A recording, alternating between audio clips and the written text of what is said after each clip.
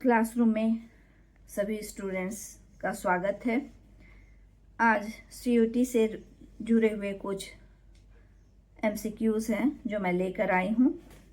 All over syllabus से संबंधित है, कोई खास चैप्टर नहीं है। सारे चैप्टर्स के जो इम्पोर्टेंट क्वेश्चंस हैं वो आंसर समेत मैं आपको बताऊंगी, और आप भी रिवीजन में देखिए कि आपने जो याद किया या जो समझा है वो कितने हद तक आपकी तैयारी सही हुई है। तो मैं स्टार्ट करती हूँ, शुरू करें। फर्स्ट क्वेश्चन, साइकोलॉजी का जनक या मनोविज्ञान का जनक किसे माना जाता है? आपके पास ऑप्शन है फ्रायड, वाटसन, विलियम वुंट और स्किनर। सही उत्तर क्या होगा? बहुत सारे बच्चे कंफ्यूजन में फ्रायड कहेंगे, लेकिन इसका सही आंसर फ्रायड नहीं है, विलियम वुंट है। और वो इसलिए क्योंकि सबसे पहले 1879 में वुंट ने ही पहली मनोविज्ञान की प्रयोगशाला की स्थापना की थी। इसकी वजह से उन्हें मनोविज्ञान का पिता कहा जाता है। नेक्स्ट क्वेश्चन है, व्यवहारवाद या बिहेवियरिज्म का संबंध किससे है? ए चेतना, बी अवचेतन, सी प्रत्यक्ष व्यवहार, डी स्वप्न। इसमें सही उत्तर क्या होगा? ए, बी और डी, यानी चेतना, अवचेतन और स्वप्न, ये सब मनोविश्लेषणवाद से जुड़ा हुआ है। इसमें एक ही चीज जो है वो मनोविश्लेषणवाद से नहीं है, और वो है प्रत्यक्ष व्यवहार, और ये व्यवहार से जुड़ा हुआ है। तो सही आंसर क्या होगा? सही आंसर होगा सी प्रत्यक्ष व्यवहार। नेक्स्ट क्वेश्चन, क्लासिकल कंडीशनिंग सिद्धांत किसने दी थी? लर्निंग चैप्टर से है ये। क्लासिकल कंडीशनिंग मोस्ट कॉमन और मोस्ट इम्पॉर्टेंट टॉपिक है। आपके पास ऑप्शन है A Skinner, B Pavlov, C Thorndike and D Kohler.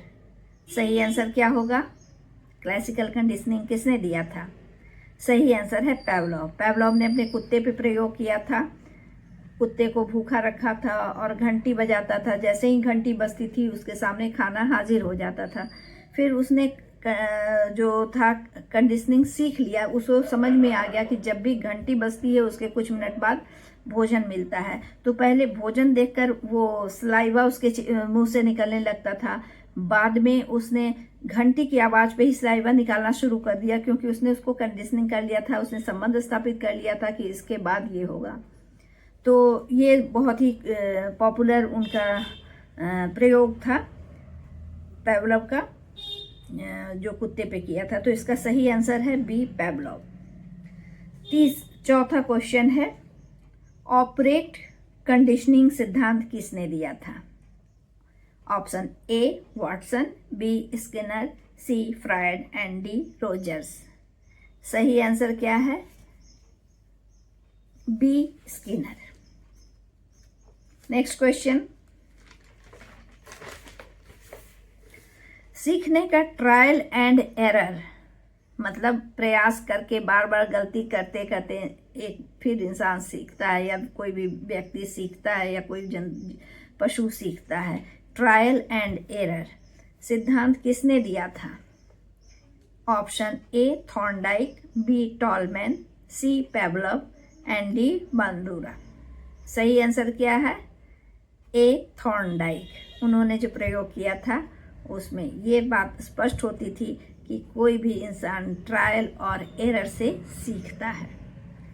Next question, IQ यानी इंटेलिजेंस क्वांटिटेंट की अवधारणा किसने दी थी? Option A Stern, B Gardner, number A Stern, B Gardner, C Freud and D Adler. सही आंसर है A Stern. Next question भी intelligence से है। इंटेलिजेंस क्वांटिटेंट का सूत्र या फॉर्मूला क्या है? ए CA यानी क्रोनोलॉजिकल एज बाई MA यानी mental as into 100। Option B mental as by chronological age into 100। सही आंसर क्या है?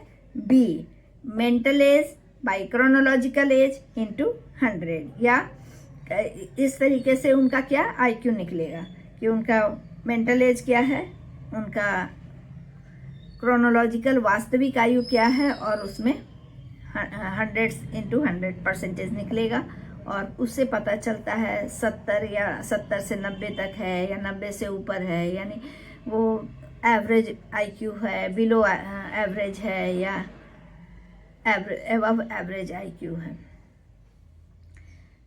नेक्स्ट क्वेश्चन भी इंटेलिजेंस से है। मल्टीपल इंटेलिजेंस थ्योरी किसने दिया था? पिछले वीडियो में भी मैंने इसके बारे में पूछा था। Option A Gardner, B Spearman, C Binet and D Terman. सही आंसर क्या है? बिल्कुल सही, सही आंसर ए गार्डनर। गार्डनर ने दिया था मल्टीपल इंटेलिजेंस। यानी बुद्धि का मतलब सिर्फ शैक्षणिक योग्यता से नहीं हो सकता है कि कोई इंसान पढ़ाई में एवरेज हो, लेकिन हो सकता है वो बहुत ही प्रतिभाशाली संगीतज्ञ हो या बहुत ही प्रतिभाशाली कलाकार हो।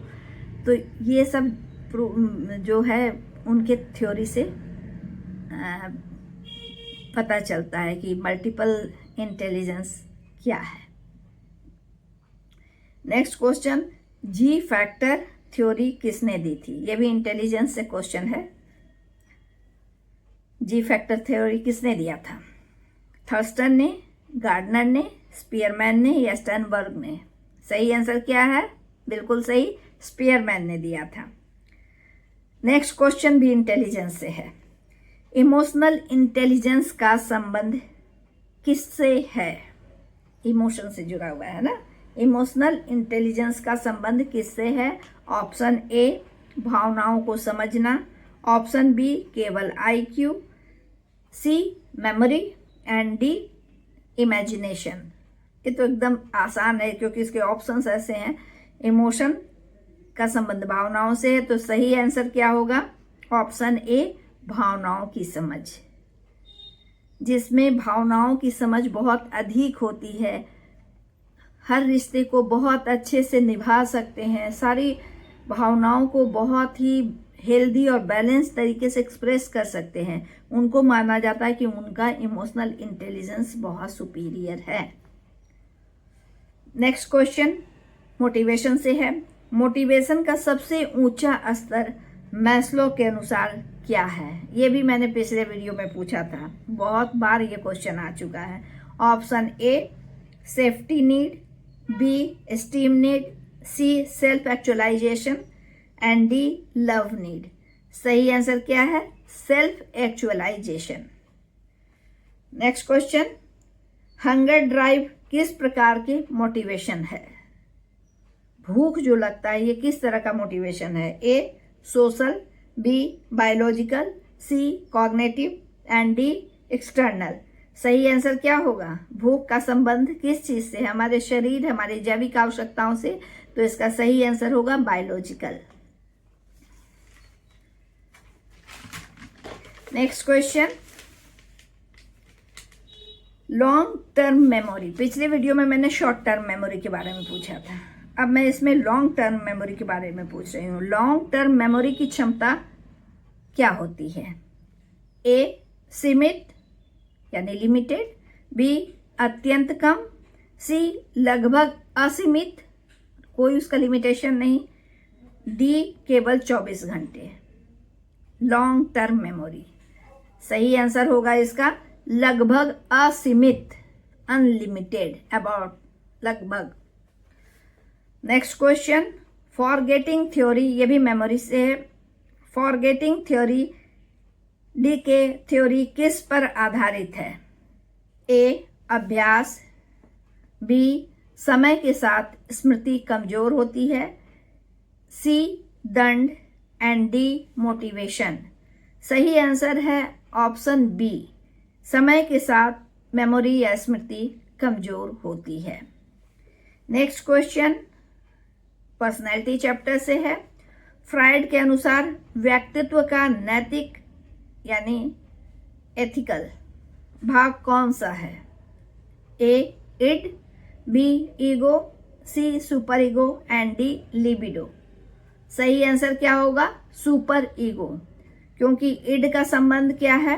नीड से है, ईगो का प्रैक्टिकल, व्यवहारिक, एंड सुपर ईगो क्या है, उसका एथिक, नैतिकता से संबंध है।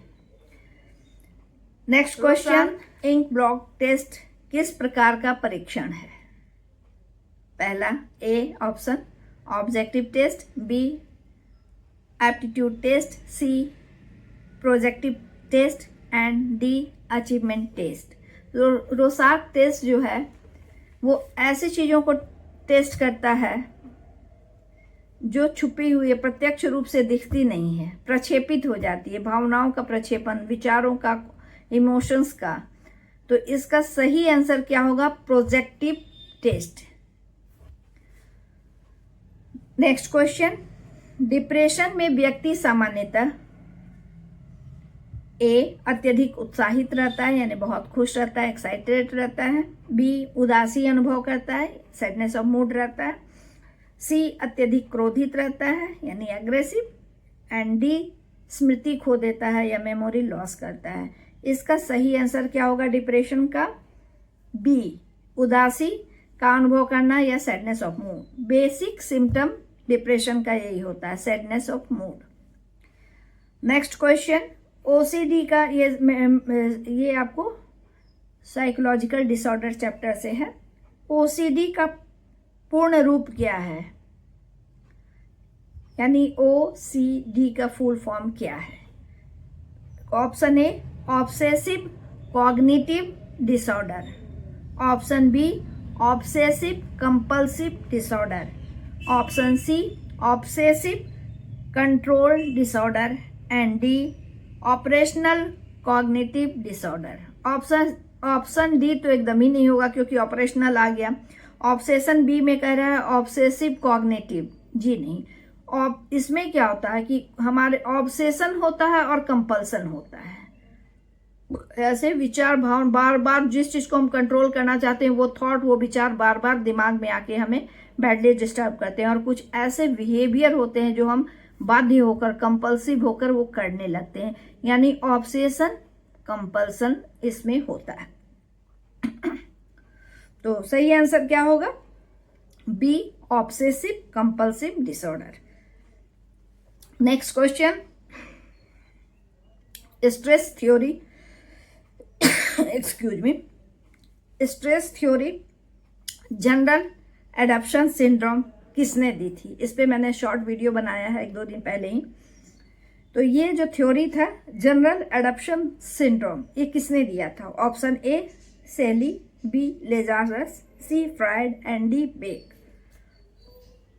सही आंसर क्या होगा इसमें? ए सेली। सेली ने स्ट्रेस पर बहुत काम किया था, उनके बहुत रिसर्च हुए थे और बेसिकली उन्होंने स्ट्रेस पर ही काम किया था। इसका सही आंसर सेली है। Next question, GAS, capital G, capital A, capital S की प्रथम अवस्था कौन सी है? यानी G से आपको अभी मैंने कुछ क्वेश्चन पूछा है ना, जनरल एडॉप्शन सिंड्रोम GAS, इसमें 3 अवस्था होती है GAS। तो जो प्रथम अवस्था होती है वो कौन सी है? A exertion, B alarm, C resistance and D recover. सही आंसर क्या होगा? B alarm. Next question, yoga और मेडिटेशन मुख्यतः किसे करते हैं? माने योगा और मेडिटेशन मुख्यतः किसे करते हैं? IQ, stress, memory, aptitude. Generally yoga, meditation वगैरह हम लोग स्ट्रेस कम करने के लिए करते हैं, स्ट्रेस मैनेजमेंट स्किल में वो आता है ना। तो सही आंसर इसका क्या होगा? B stress. Next question, attitude के ABC मॉडल में C क्या है? एटीट्यूड ABC मॉडल है एक, उसमें C का मतलब क्या है? एक और वीडियो में मैंने पूछा था B का मतलब क्या है, अब इसमें मैं पूछ रही हूँ C का मतलब क्या है। आपके पास ऑप्शन है A character, B cognition, C control and D conflict. सही आंसर क्या होगा? सही आंसर होगा B cognition. Next question, obedience experiment किसने दिया था? मिलग्राम, एश, रॉजर्स और फ्राइड। सही आंसर क्या है? मिलग्राम। तो ये कुछ मल्टीपल चॉइस क्वेश्चंस थे जो आ सकते हैं। बहुत सारे क्वेश्चंस की संभावना है CUET में आए। तो इस तरह से आप रिवीजन में MCQ की प्रैक्टिस बहुत अच्छे से कर लीजिए। कुछ और MCQs हैं जो मैं कर लेकर आऊँगी। तब तक के लिए आप लोगों को पढ़ाई में मोटिवेटेड बने रहिए, आपका मोटिवेशन बना रहे और आत्मविश्वास के साथ परीक्षा की तैयारी करिए। ऐसी मेरी शुभकामनाएं हैं। Wish you all the best.